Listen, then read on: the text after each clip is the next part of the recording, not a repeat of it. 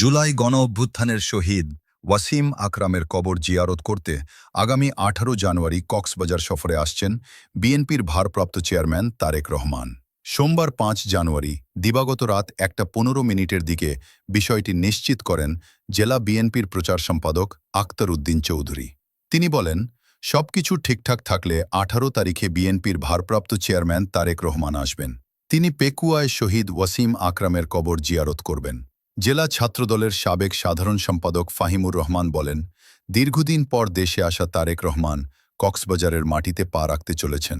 এটা জেলার বিএনপি পরিবারের জন্য অত্যন্ত সৌভাগ্যের বিষয়। কক্সবাজার সফরে তারেক রহমান যেন ২০২৩ সালের নভেম্বরে উখিয়ায় গুলিতে নিহত বিএনপি কর্মী জাগির হোসেনের পরিবারের খোঁজ নেন, এমনটা প্রত্যাশা করেছেন অনেক নেতাকর্মী। উখিয়া উপজেলা ছাত্রদলের যুগ্ম আহ্বায়ক মাহবুব আহমদ শাকিল বলেন, বিএনপি পাগল কর্মী জাগির হোসেন স্বৈরাচার সরকারের পেটোয়া বাহিনীর গুলিতে নির্মমভাবে নিহত হন। আমাদের নেতা তারেক রহমান আশা করি শহীদ জাগির হোসেনের ২ এতিম সন্তানসহ তার পরিবারের খোঁজ নেবেন এবং কবর জিয়ারতে উখিয়া আসবেন। এটা আমাদের জন্য অনেক বড় প্রাপ্তির হবে। আগামী ১১ জানুয়ারি ১৯ বছর পর বগুড়ায় যাচ্ছেন শহীদ রাষ্ট্রপতি জিয়াউর রহমানের বড় ছেলে। পরদিন ১২ জানুয়ারি রংপুরে তার শহীদ আবু সাইদের কবর জিয়ারত করার কথা রয়েছে।